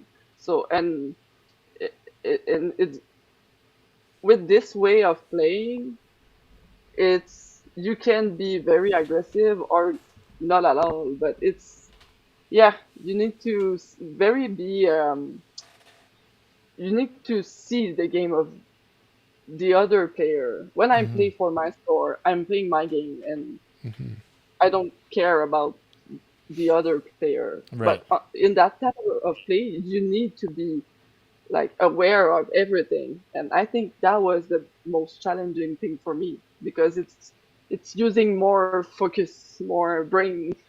I Okay. think, yeah. Yeah. And in those cases, there is that you probably don't even have to finish out a hole if you have more strokes than the other player. Is this just you stop that hole and you move to the next one, or? Yes, and sometimes the thing that is weird is you can say to the other player to pick up the disc. Yeah. Oh. I Just think just Yeah, and it's the thing that is more like strategic because you Yeah. don't want him to practice his butt. Yeah. So you say just pick Ah, up the disc, If and yeah, yeah, if this we is ever something that I need to be more aware of it because yeah, sometimes I remember a situation when the Colombian player said, "Oh, you can finish," and I knew that was in like the thing to do. And anyway, yeah. my teammate said, "Hey, you can't do that. She needs to putt before you." And I went, "Eh, wait a minute." Anyway, Yeah. so it's a weird format that we need to be aware of more thing than just your shot, for right. sure. Yeah.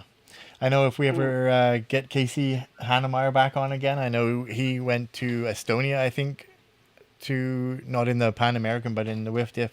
I know he has an interesting story um, where he was playing against, I forget which team it was, but they won the hole, and the other team decided that they wanted just to get the practice and to putt out, and they told them, no, pick up your disc. And they wanted to putt because they wanted to keep warm. They wanted to practice, and that was part Yeah, of the strategy of if you win Oh, the hole, you don't get to the other person doesn't get to putt out. And I guess Casey tells it a lot better than that, but there was a lot of yeah, strategy and and a some lot of heated heated words. yeah, emotions. Yeah, a lot of heated words in that regard because they wanted to they just wanted to carry on playing the hole, and yeah. we It's wanted to all keep them those cold. things that is. Yeah, it's why I'm saying it's important to practice that type of play Right. because yeah, in a normal game, when you're just thinking about your rating and your safe play, it's not the same at all, and it's not the same thing like a double tournament, like a classic one, a Right. classic double tournament. It's not the same way. It's Right. Yep. so yeah, and to be sure to don't lose too much hole because now you need to change the wave in Yeah. sorry, so it's yeah, Yeah, it's Yeah. exciting. It gets to it's a a bit point hard for where me to explain that in yeah, English, but like yeah, you said, if you I'll lose a do hole, better.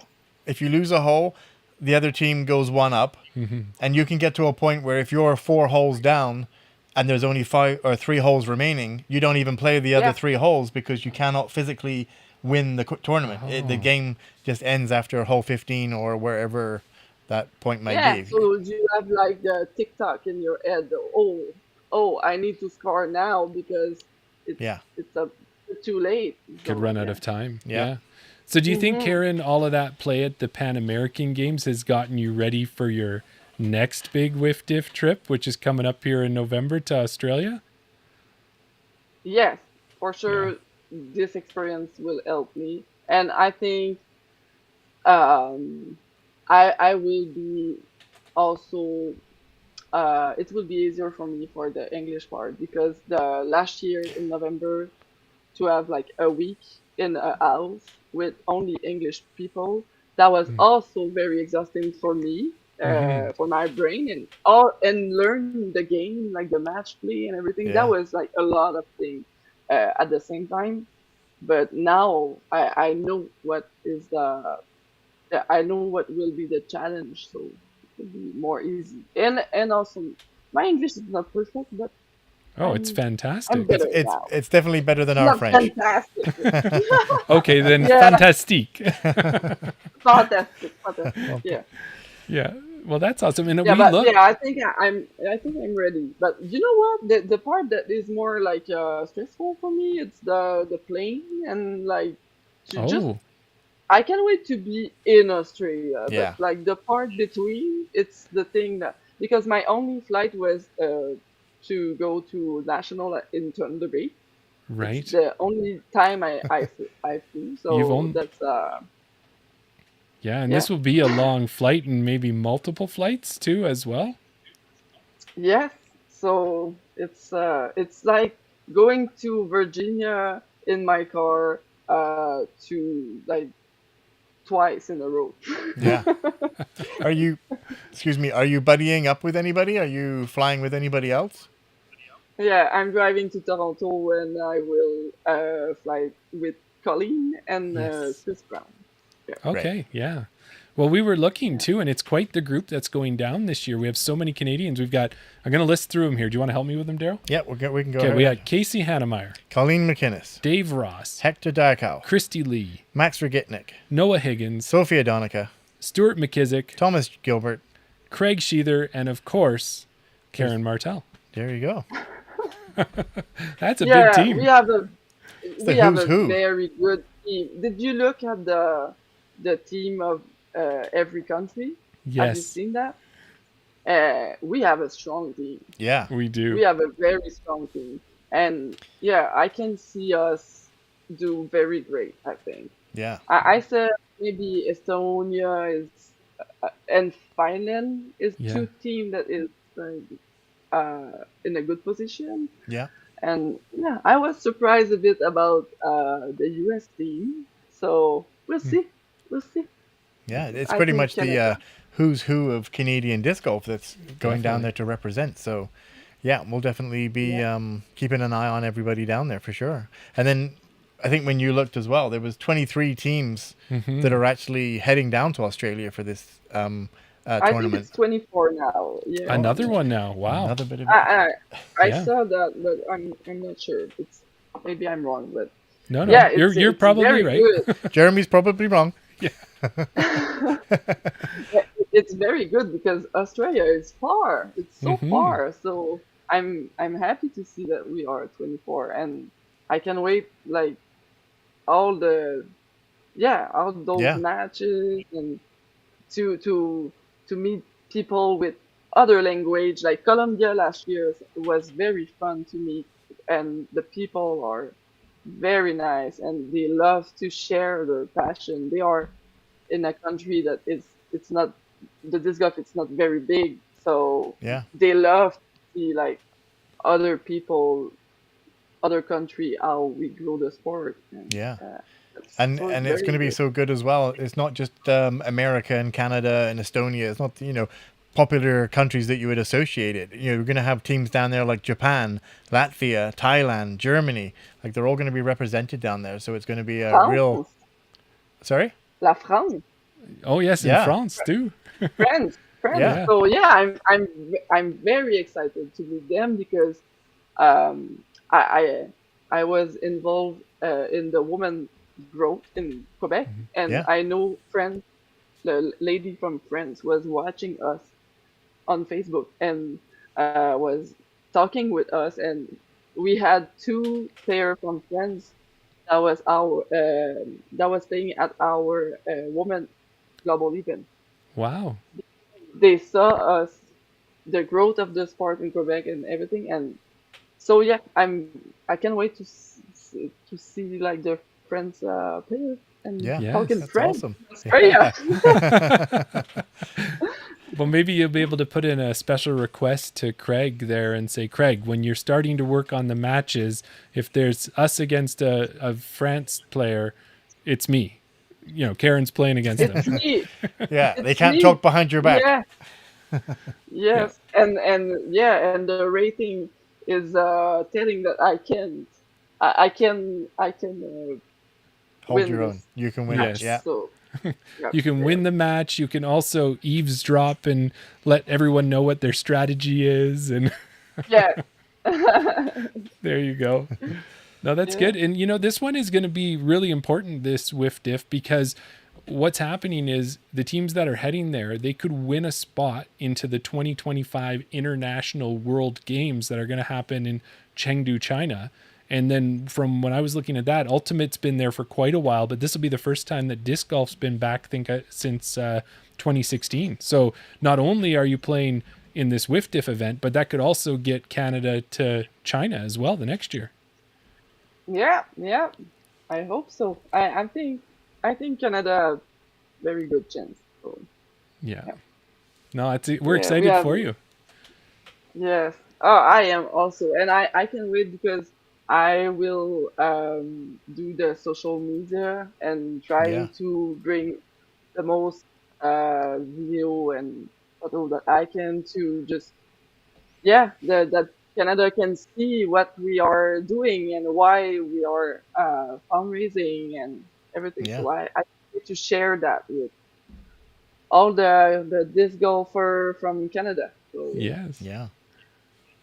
So you're heading down to Australia, like you said. That's where the event's taking place. We know you've never been down there before. If your furthest flight is just to Thunder Bay, how long are you staying down there for? I know you're not just going down there for the WFDF as well. You're also competing in an event down there as well. How long are you planning yeah, on staying down in Australia for?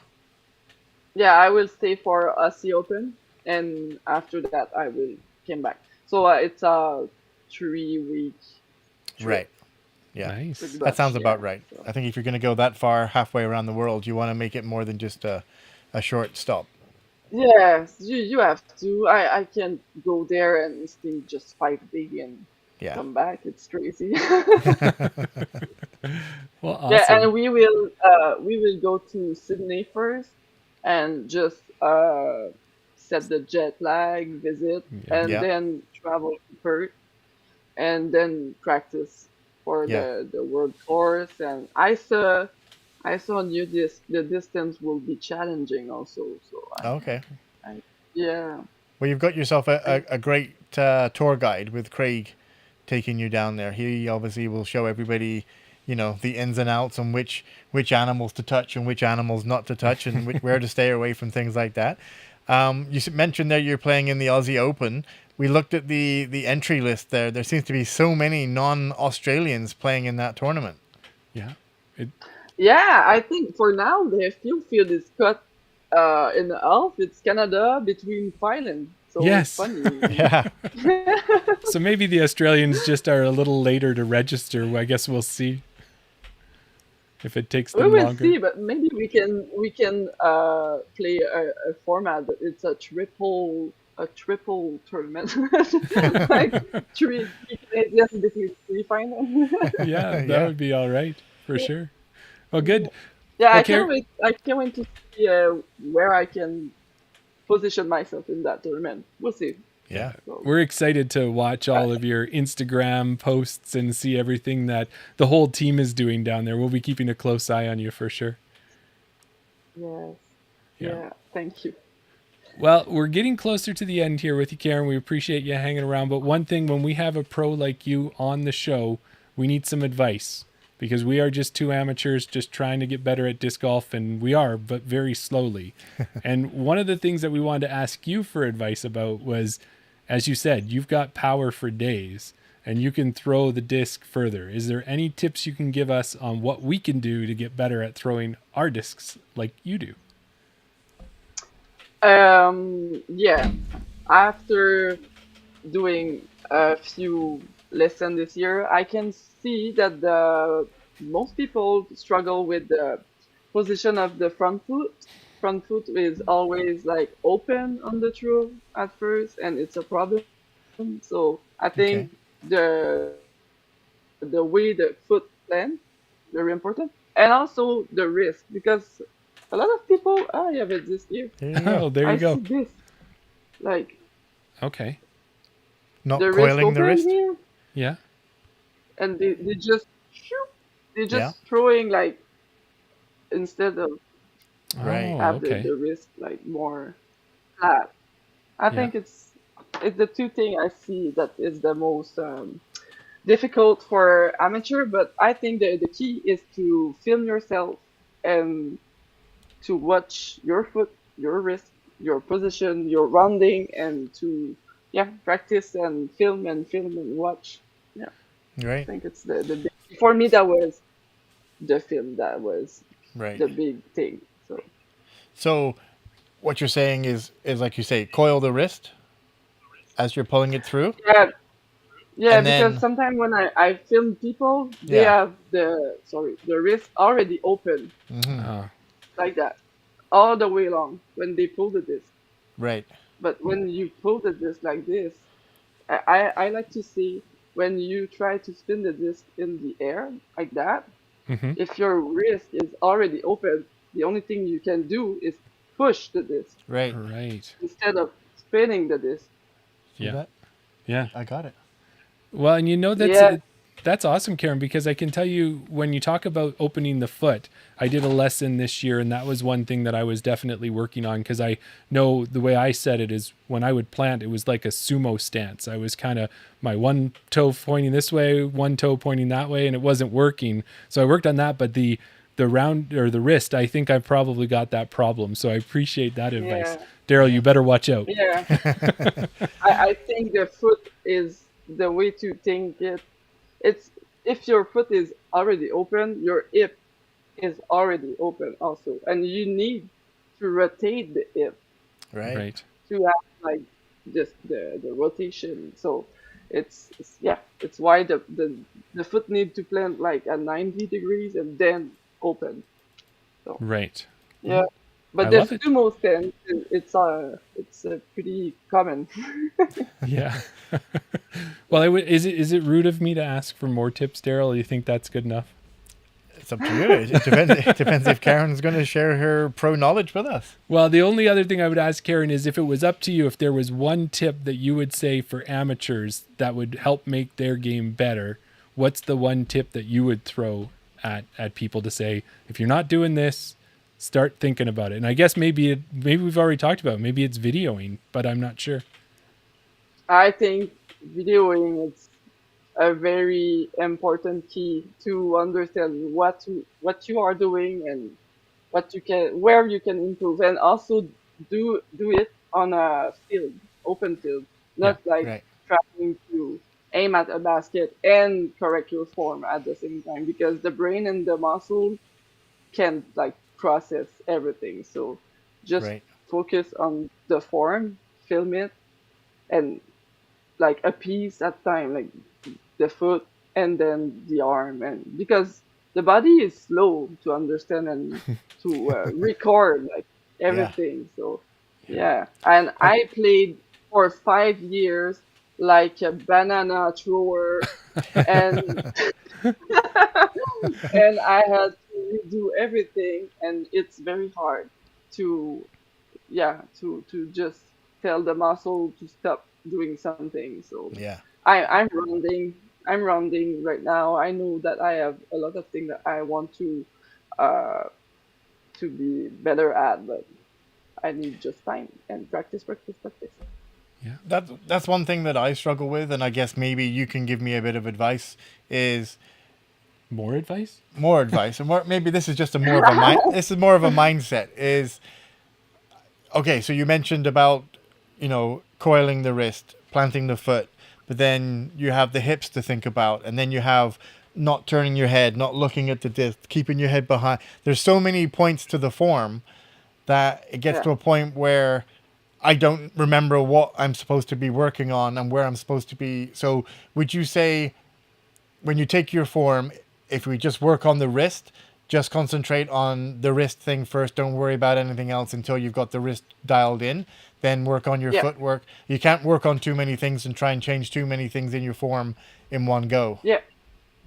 Yeah, it's true, because you need to do it slower, and you need to repeat it in the good way. So if Right. you are doing everything wrong and repeat it wrong and not the same way, Yeah. it's useless. So it's why, and I did the 6 month uh, life coaching with Scott Stokely, and Oh, yeah. he had like some nice advice, and one thing was to practice at 20% speed, and then when it's okay like that and you see it on the video that it's okay, then you had speed. So 40% power, and slowly, and sometimes you need to remember that you need to trust the process, because it's almost stupid to be here and to just repeat that so Yeah. slowly. But Yes. it's working. It's very working, because the memory of the muscle need to be a repetition, and to be the same way, and slowly uh, add speed. So Right. yeah, with No, great passion, advice. and Yeah. yeah, and just put your destroyer and big disc away and Yeah. throw a putter instead. There you go. Yeah. Maybe they could putt with some, or maybe they could practice with some thought space discs. Yeah. Yes, sure. Why not? Like, Hey, yeah, why not? yeah. What There's so? much nice bits. Yeah, we're coming to the end of the interview here, but this is a point in the show we always like to give you a chance to shout out your sponsors. So, is there anybody you would like to thank? Yeah, sure. So I have a big support from South Space Athletics. So yeah, it's my Wrong one. second year, and yeah, so South Space, good disc, good support, good human. I love them. It's why I'm going to main play some event there because I like to just hug Aaron and Paul and yeah, Yeah.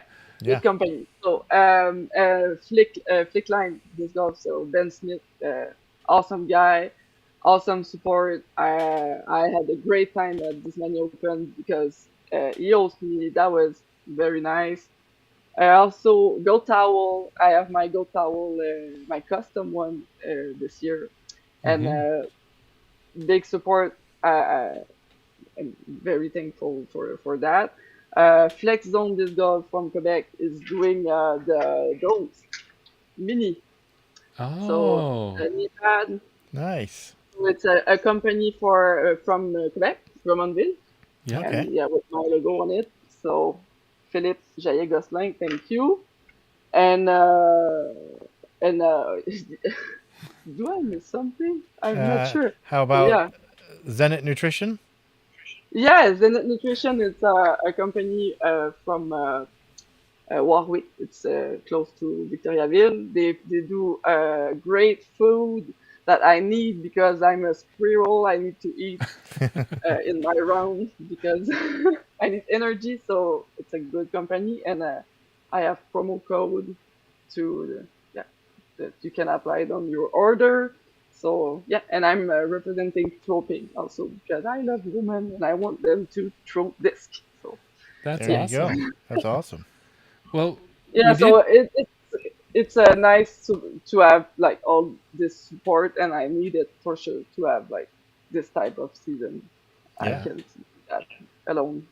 So Well, yeah. and looking on your Instagram, we saw that you have that custom stamp this year, and it looks like you Yes. had mentioned that it was going on some Thought Space discs and then also on the towel. Now, I didn't see Yeah. them on the website, but do you still have some available? I have some discs Okay. available for sure. Oh, So yeah. my stamp. It's a John Bromet design. I love mandala a lot, and the mandala we can see this, but on my website you will see it. But Yes. we have like 9 baskets for the 9 event in Quebec with Okay. our fleur de lis, Yes. All right. and yeah, our community that is shining. So yeah, That's so that's fantastic. my list. Yeah, and I did the towel. I was ready for that, right? There you You go. were. Yeah. You knew we were This going is to ask. awesome. We like it. I have my towel that I took the stem and I did like a design of sunset with Oh, it. yeah. With the That looks mandala. so Perfect. good. Yeah. I like the colors on that Yeah, one. Yeah. We're getting to yeah. the point here, So I don't Karen, have, because we have a yeah. few goat towels ourselves. So I think I'm going to have a goat towel for every other round. Hey, Daryl? Exactly. Yeah. You've got the Chantel. I've got the Thomas. Yeah. I've got another second that I picked up as well. But Yeah. I could always do with another one.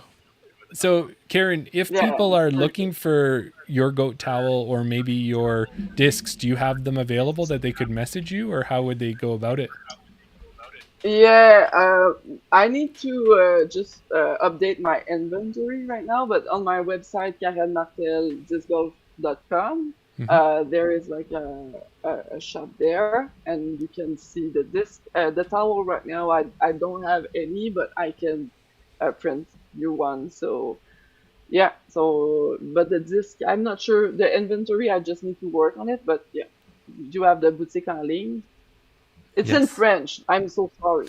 It's in French. I'm not. No, that's awesome. Yeah. Okay. There you go. Look at all those. Yeah. Perfect. And we're just Oh, showing. someone said Fantastique, très beau. Oh yes, we got some Someone French in in the chat the is writing in French. Yeah. Yeah. parfait. Sonia spent a little bit of time in Quebec. No, that's awesome. Okay. That's nice. Well, Yeah, so with those discs, I can support my season and my travel for Australia. So it's very yeah. nice. Well, one of the things too when we talk about it, Karen, is you're heading to Australia. Australia is an island, and you might have felt like you were really on an island if you were the only French-speaking person there, but we know you're not. And all this talk about islands is going to get me to hand this over to Daryl. It's that time of the show, Karen. Now it's time for desert island discs. Picture this. You've taken a relaxing cruise, however the ship goes down. You manage to swim to an island, and fortunately for you, there's an 18-hole disc golf course. Which 3 discs are you taking with you on the island? There you go. So it's the part of the show. It started off on this whole cruise and going down on an island, and you had a backpack and you just had 3 discs with you. That's all gone out of the water now, I think, Jeremy. But if you could only play with 3 discs, if you had these 3 discs on this island, which 3 discs would you be taking with you? Wow, nice setup. So for sure, my muse for the putting, I will bring a muse for sure, and for throwing putter. So Yeah. muse and Pathfinder Okay. Right. because it's a classic and so easy to use. And is it a long course or a short course? That's up to you. There's no rules on this island. You can make up the course. There's no wind. There might be wind. It might be humid. It might not be humid. Yeah, so because I don't know all the yeah, I think I will take construct. Okay. Okay. Yeah. Well, I've gotten right It's into hard. it is when you can only pick 3. It does make it difficult. Daryl's really a tough person when it comes to this island. Yeah, and you know what? My bag is I think I have like 30 discs in my bag. So Oh, it's a wow. very hard challenge for me. Exactly. Only pick 3. Yeah. Well, I may have to get one of those Pathfinders or constructs with your logo on them because I just picked up my first Pathfinder there. So Yeah. It's funny because we call this disc the Christian Vanier signature disc because Christian Vanier is the ex coordinator of PDG in Quebec, and Okay. he had a mustache. Like that. And yeah, he's looking like the stamp. It's so funny. So it's a Christian Vanier stamp. nice. That's awesome. So if I ever meet him, I should get him to sign. Say, I have your disc, and ask him to sign it. Yeah. Yes. Sure. That's awesome. Perfect. Well, Karen, we appreciate having you on the show, and we want to give you one last moment. Is there anything that we didn't cover or anything that you wanted to shout out before we let you go? Oh wow! Look at our scene in Quebec. I know we don't have like coverage of what we are doing, but just be aware that Quebec is coming with big event, big course, and I think in few months, few year, people from Canada will want to discover the disc golf scene in Quebec because we are doing like great thing here. So Yeah. yeah. That's awesome. Awesome. So I think I think that's pretty much it. I just want to see the Quebec disc golf grow and shine. So Yeah. I can't wait. The future will be very nice. Pretty sure. That's what we hope. That's what we're all about, is growing the sport in Canada. And, if we can grow it in Quebec, then, we do. If we're a little bit responsible for that, if we can do anything by getting you on the show, and a lot of our listeners will be able to listen to you that maybe don't know quite a lot about you, then that's all what we're here for. Yeah. And we know if you're part of leading the charge out there, it can only be good. Things are just going to get better and better if Karen Martel is part of it. So thank you for doing what you're doing out there. Thank you. I do it because I am in love with that sport. So that weird sport. That's Yeah, it. we all know that feeling. Well, great. Well, thank you so much, Karen, and good luck in Australia. As we said, we're so excited to follow you and watch your trip. Have a lot of fun. Thank you very much for having me and let me, yeah, talk with my nice accent all the evening. Is there anything that you I would did like to it. say to any French listeners that might be watching this back later? Yeah, sure, I can. Yeah, absolutely. Hey, salut le Québec. On shine les amis, fait que lâchez pas, on fait de la belle job, puis le Canada a des yeux sur nous, fait que je suis super fière de tout le monde, je vous aime. Puis le français, c'est la plus belle langue ever. Voilà. Awesome. Très bien. Did you understand something? Not a word. Un peu, Alors? un peu. Voilà. Ah, Awesome. so Perfect. thank you very much, and I will listen and watch the next podcast with Chris Husband, right? Yeah, Chris Yeah. Oselins, you bet. He's going to come on for our fantasy picks, so that'll be fun. I hope he listened this podcast and he laughed at my accent because he laughed at me at World because I'm putting H in front of umbrella. There you Yeah. go. That's awesome. Perfect. Well, thank you for All your right. time. We appreciate it. Thank and you. good luck for the Bye. future. Bye-bye, Karen. Thank you. Oh, Bye. we got another one here for you. There you go. No, that's awesome. You know, that was great.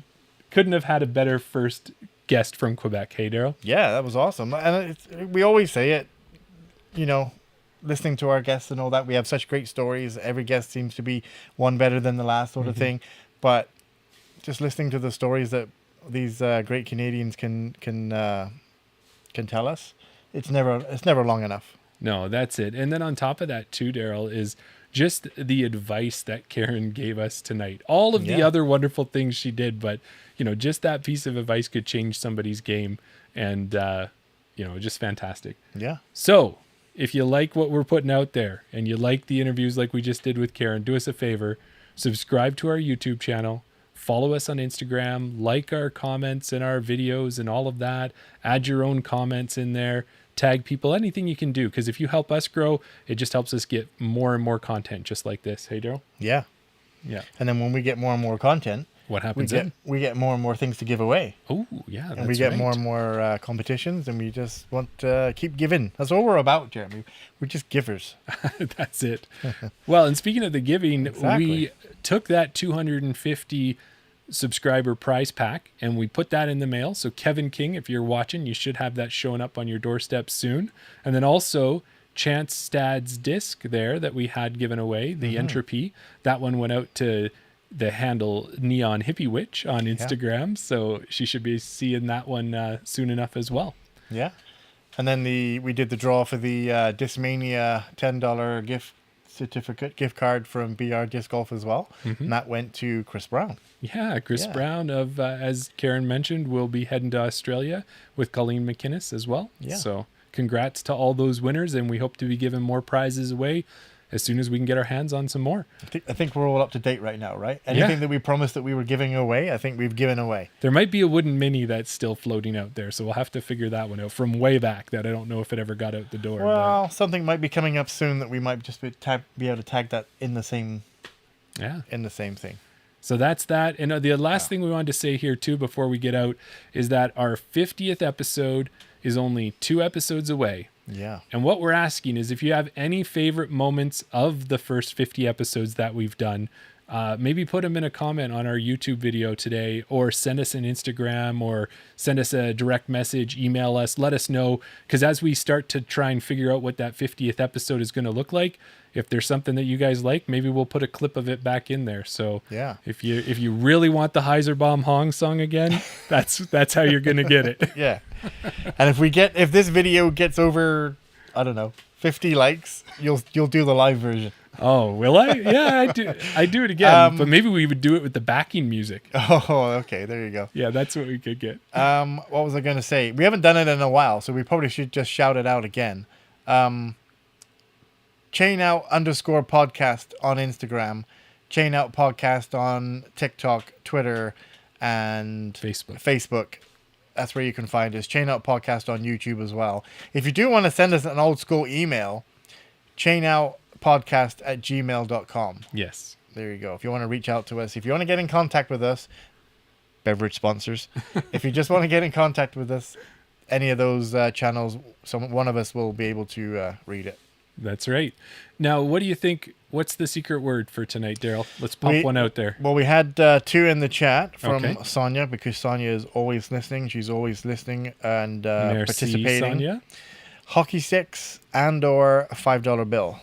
Ooh. But I quite like umbrella. Yes, I think so. And it goes, and hockey stick starts with an H. So why don't we say hockey sticks and umbrella? There you go. I don't know what that If you've listened this far, please leave a comment on this YouTube video. Try and work hockey sticks and umbrella. I sound like Lady Gaga now. Umbrella. Ella. Ella. Isn't that Rihanna? I think you're Whatever. Leave a comment. Leave a sentence with the words hockey sticks and or umbrella in the sentence. That way it'll be hidden from all the other people. They won't know why you're just leaving this random word. But if you try and switch it into a sentence, we very much appreciate it. And we know that you listened all this way to the end of the episode. And if you don't want to do that, just like the video. Yeah. That'll help us. And to help you put that comment there, we'll try to come up with some witty response to hopefully put a smile on your face. There you go. Now, Daryl, what are you going to do with your Casey Hannemeyer A1? Do you know what I'm going to do? You're going to hang it on the wall. It's going to stay in the bag until it gets signed, and then it's going on the shelf. But if I Really? wasn't going to hang it on the wall, if it was a thrower... Which it should be. But It should be, but I don't throw in our Prodigy. If it was a thrower, where would I take it? I think you'd take it to a space race is what I'm thinking. And try to sneak it in. Try and sneak... Well, let's say I got it. Let's say I went to the space race. Yeah. Let's say I got a... I don't even know what that disc is called again now. A Crave? No, the other one. The other one? You don't know either, do you? Let's go back to the beginning of the notes here, Jeremy. What was it called? If you ever wondered if these were prepared, you now know that they are totally not. What I would do is I would pick up the range Yes.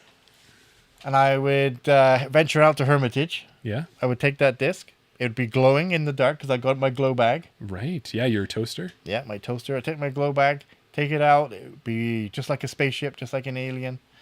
Pick it up. I throw it towards the basket. The object of the basket is to hit metal or get that elusive ace. Yes. Mine would be sailing straight there. It would go straight into the basket. It would hit those chains. Ooh, that was a big hit. Sorry. It would hit those chains. But you know what it would do? What would it do? There's probably only one thing it could do. There was only one thing it would do. It would get you a point as it chained out. Thanks, everybody. Thanks for watching. Don't forget, like and subscribe. We'll catch you.